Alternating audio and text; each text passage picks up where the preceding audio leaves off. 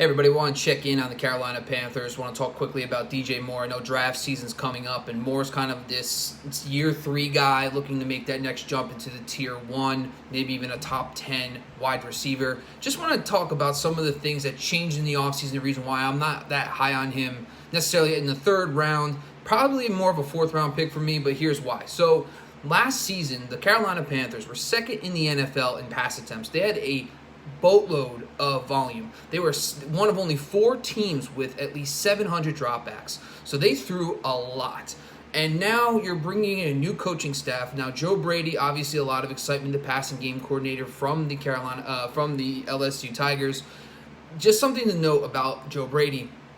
When these college coaches make the jump to the NFL, there is a little bit of a learning curve. We saw this with Cliff Kingsbury, the air raid offense, the up-tempo, lead the NFL in passing volume. Well, that didn't really happen. Unfortunately, they were just above average last season. We saw it with Chip Kelly with the Philadelphia Eagles. He was below the league average the first year he was a play caller, and then we saw it jump in year 2. So there is going to be some type of transition process for this offense. They're going to come way off that 700 plus dropbacks they had last year. The other aspect of this is also Teddy Bridgewater. Now, Bridgewater himself has not thrown over 450 pass attempts in a season.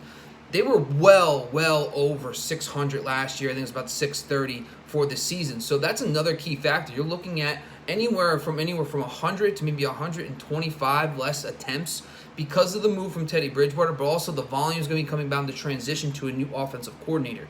And finally, you got to factor in Robbie Anderson. Now, Robbie Anderson, Curtis Samuel, and DJ Moore gives them a very dynamic trio of wide receivers that they did not have last year. Robbie Anderson brings a whole different element. He's going to demand targets. He also has familiarity with Matt Rule, so there could be some favoritism there as well. So I just think that right now, if you're trying to bank on a top 10 performance from DJ Moore, it's going to be tough for him, especially with all these factors. But finally, go check out my shadow coverage report on football.rasball.com. I talk a lot about the potential shadow corners he's going to face this season. Early on in the season, he has 3 matchups, weeks 2, 3, and 4, against legit defenses. So it's going to be tough for him to really get off to a hot start with this lower pass volume. I don't see him getting that 135 targets he got last year, but on top of that, he's going to have a tough early season schedule, more competition for targets, and less volume. So that's why I'm fading DJ Moore in the 3rd round. I am pivoting. I'm taking a lot of James Conner in that round, so that's just something I'm doing personally. But this is why I think you should fade DJ Moore in the 3rd. If he falls to the 4th, great, grab him there. I just don't see top 10 potential this season in Carolina.